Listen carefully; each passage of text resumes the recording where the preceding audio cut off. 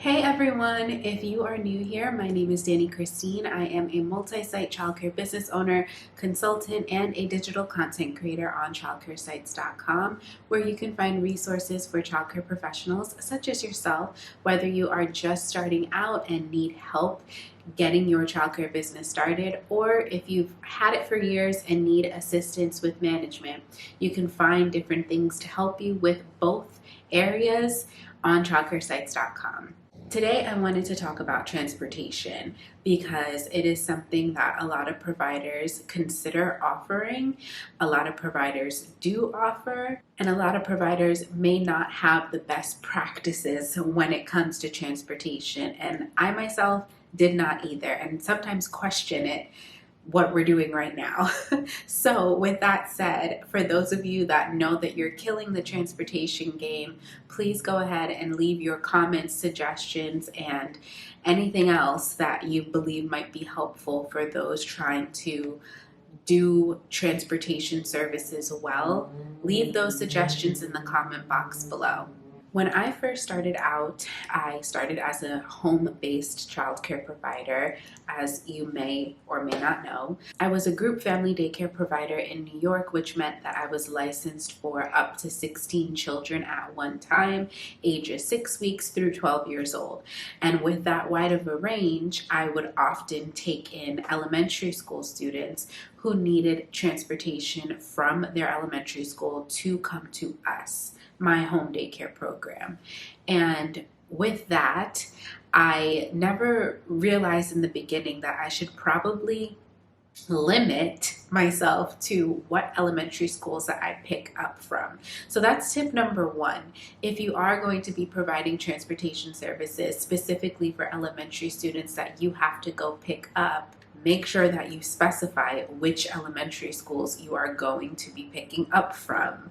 I cannot tell you how many times we have had schools call our program. This is both at the home daycare level and at center-based level. I've had so many schools call our program complaining day after day that we're late to pick up their kids, or kids are waiting for us, or dismissal is at this time and it's 10 minutes later and blah, blah, blah. Like, these schools, they're not patient. Many times they are not patient. Once that bell rings and it's time for those kids to go home, they need to get off the property expeditiously. So, in order to avoid any situations like that where you're disappointing the school and the parent because you're not picking up on time, unfortunately, it might mean that you have to turn away some families and not accept their child because of the fact that you cannot split yourself or your vehicles into two, unless you can. Unless you do have multiple vehicles, that's fine as well, but just make sure you have designated schools that you're going to go to at specific times. Because I know for me, and this might be common sense for you if you're watching this, I didn't really think about the fact that many schools probably get out around the same time or at the same time, especially if it's in the same district. So if you only have one vehicle to work with, you gotta pick and choose. I would say that it makes the most sense to go to do transportation to and from the nearest elementary schools to your program. That might make the most sense for me. But for you, you might consider going to an elementary school that's a little bit farther out because you know that your competition, the other daycares around you, are not going that far. You might have a better pool of elementary students to pick from, or families that need you at a program that's farther away because nobody's servicing that school. So you want to consider what makes the most sense for you and your program in your area. So just keep that in mind as you develop your elementary school pickup or drop off situation. Secondly, when I first started out, I was using my own car. I had this little Honda Coupe.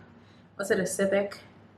I think when I started out, I had a Civic or an Accord, and it was a two-door car that I just, it was my car, and I was using my car to pick up children from homes and from schools.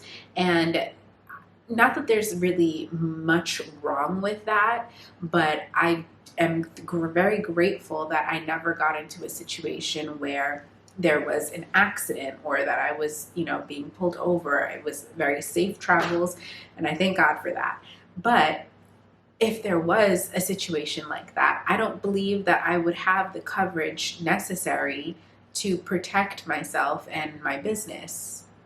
So you want to consider that first and foremost before you even begin to say yes to offering transportation. Consider the coverage that you have for whatever vehicle it is that you're going to be using. If you're going to use your own car, maybe you need to call your insurance company and explain to them that you have this business. You're going to be transporting children from this place and this place, and they will tell you whether or not you would be covered for that.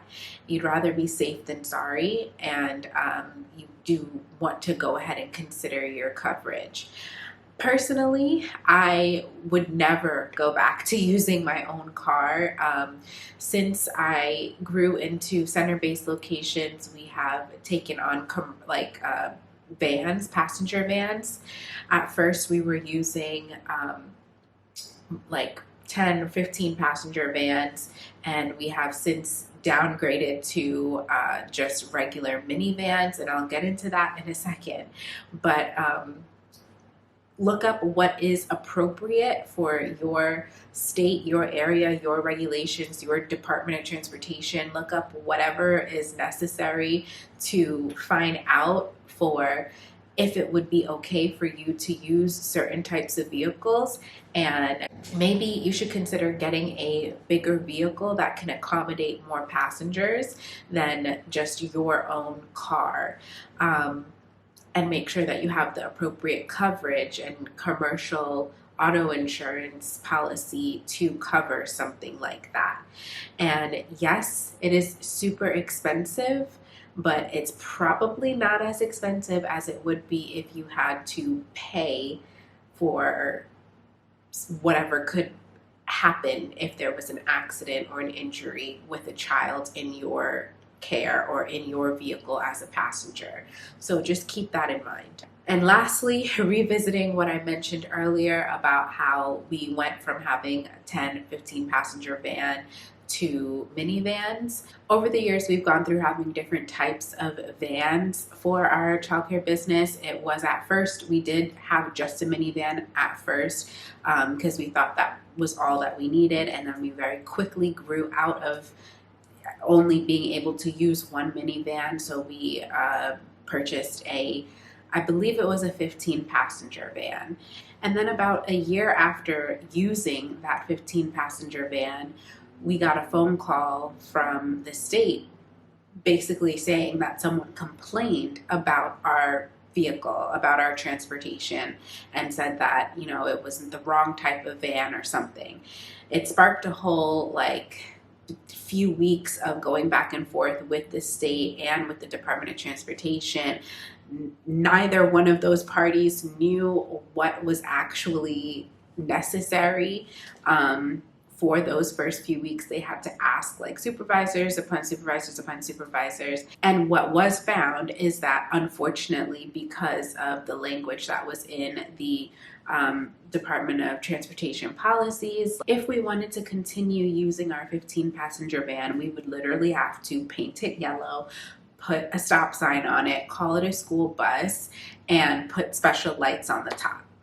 And we would have to go through routine school bus inspections throughout the Department of Transportation procedures. And that just seemed like a lot. We didn't do it. So instead, we stopped using that van and we downgraded to minivans again. And yes, it was super annoying, especially after using our 15 passenger van and having multiple license inspections with using our van before, but it all came from a complaint, an anonymous complaint, which will happen. That's random bonus tip.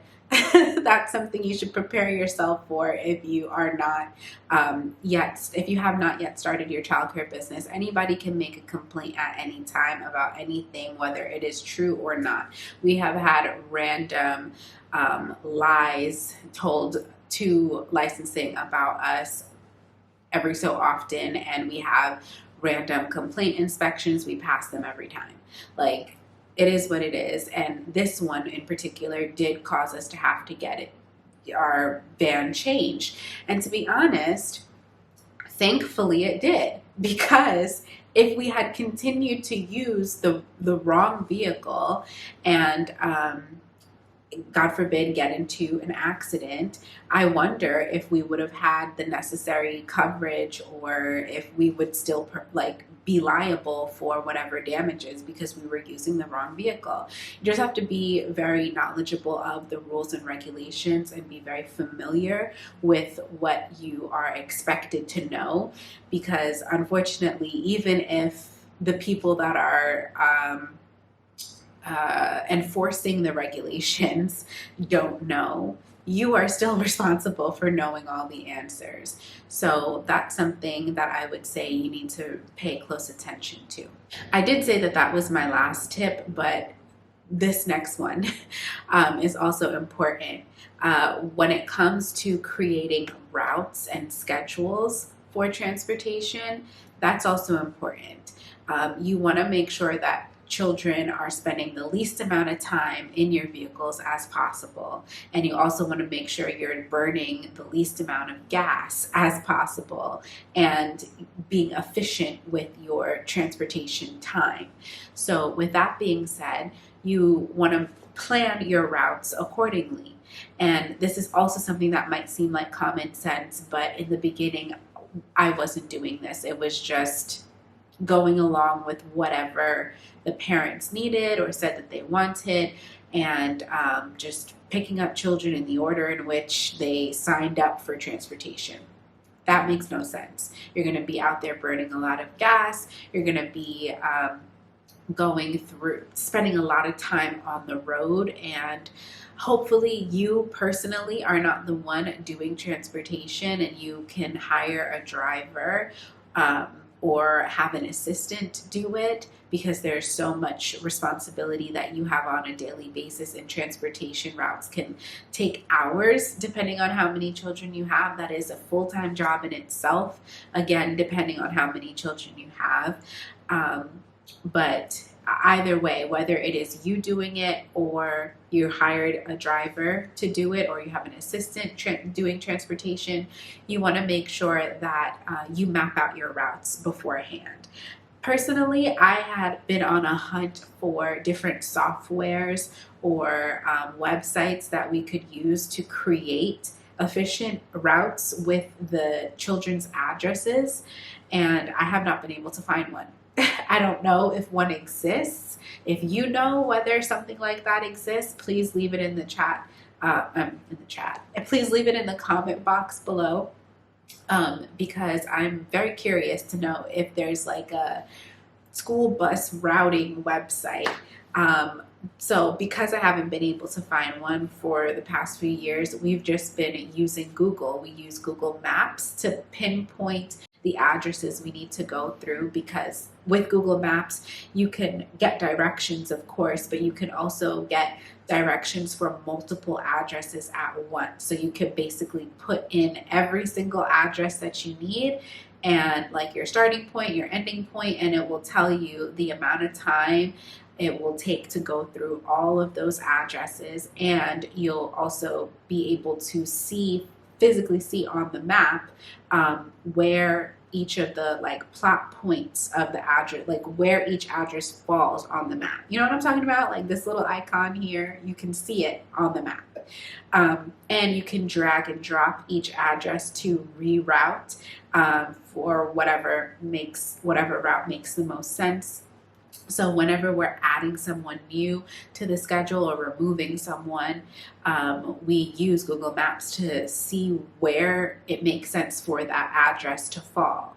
And that's what we let parents know. Like if you're signing on for transportation, you do have to agree to allow us to pick up and drop off at the time that we can do it.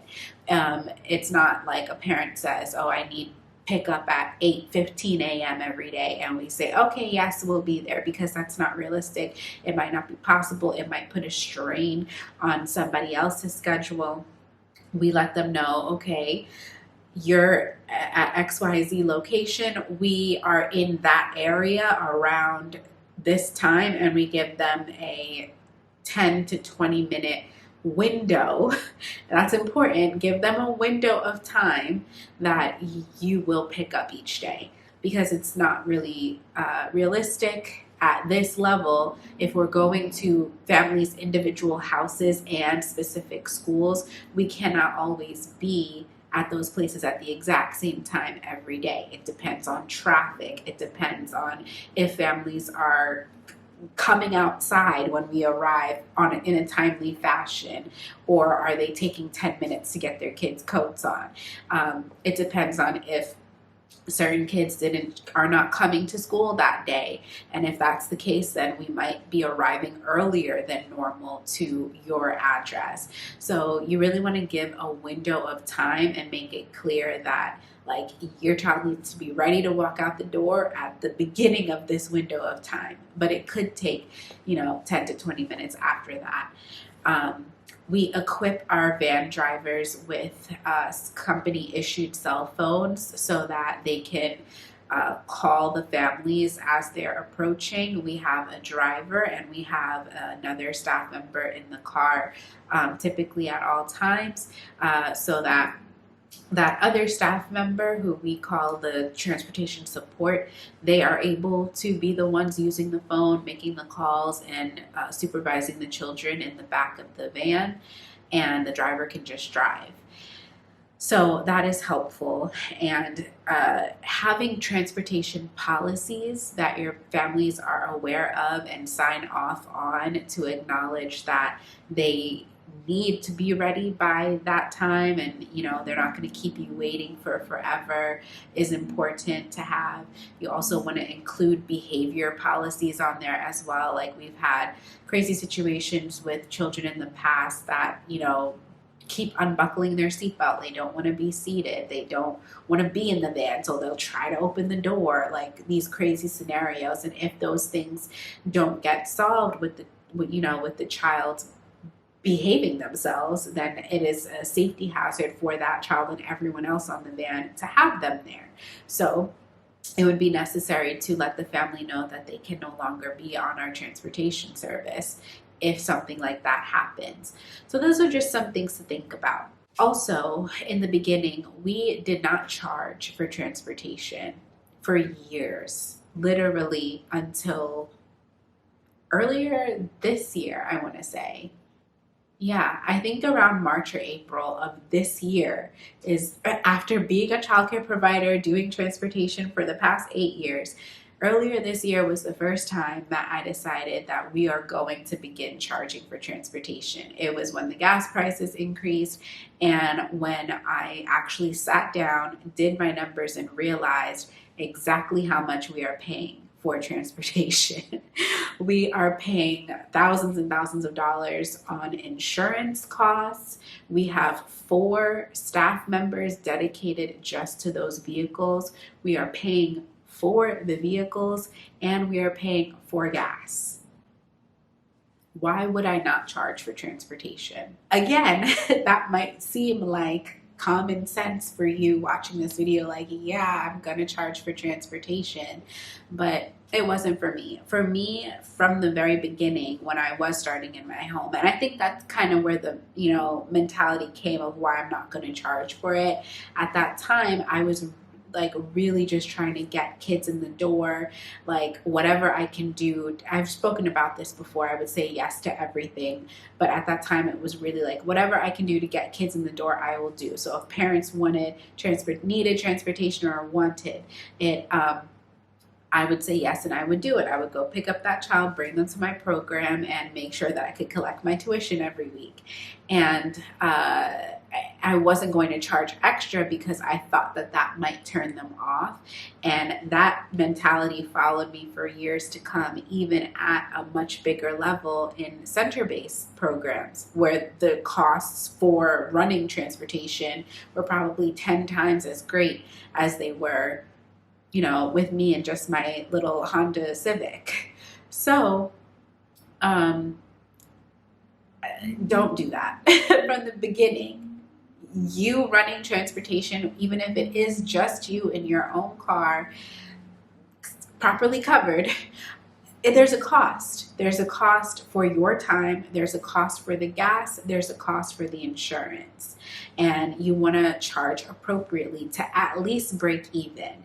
And I will admit that right now we are not breaking even with our transportation costs. And the reason for that being is because we went from, for so many years, not charging anything.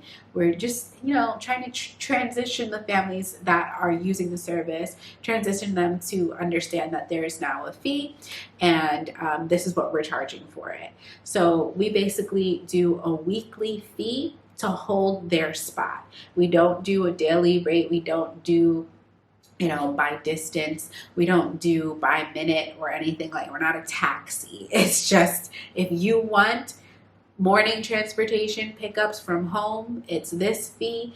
If you want evening transportation drop-offs from our center to home, it's this fee. If you have multiple children, you're going to pay for each of those child, but we'll do a little bit of a discount for each child. And we currently do not charge to pick up and drop off from elementary schools. Will that change in the future? Probably, but right now I'm just happy to be recouping some of that money to put towards, it definitely covers the gas, and it definitely covers some salaries for our drivers, but keep that in mind. Sometimes we think of doing these extra things that might only take a few minutes per child. You don't think to charge for it, but it is absolutely important to do so that you're not bleeding out money and not realizing exactly how much you're losing on a day-to-day basis.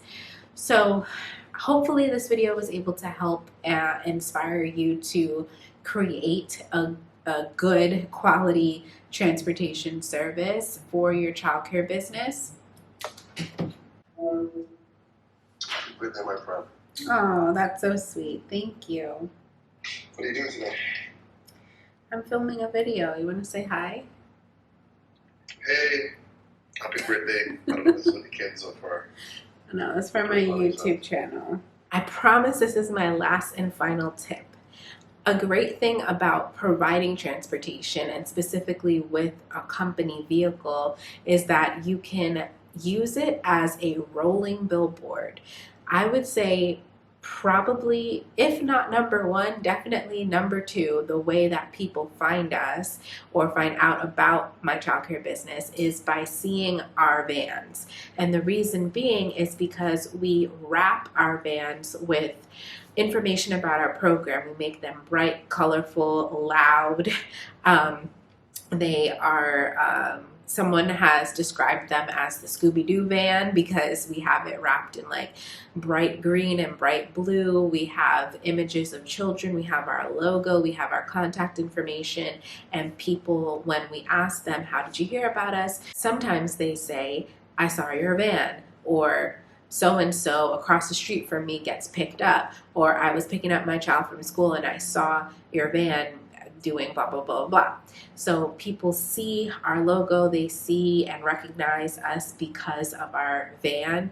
And that was actually my dad's idea a while back. And I remember not really understanding why we would spend thousands of dollars on it, but we have made that money back dozens of times over because of how many children actually have come to us because their parents noticed our van.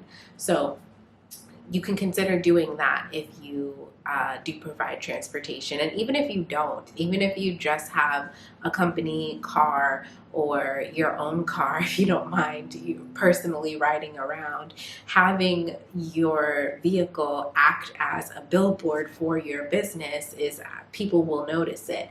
Hundreds and hundreds of people will notice it every day, even if it's just sitting somewhere and people are driving by it. So consider that. Hopefully this video was able to give you guys the necessary ideas and tools and tips for you to take and implement in your own business. If you have any questions or suggestions, leave them in the comments below. And as always, if you want to book a private video consultation with me for more information or to get into specifics about your childcare business, you can do so by going to childcaresites.com/DaniChristine, and that will be linked in the description. I will see you guys in the next one. Bye-bye.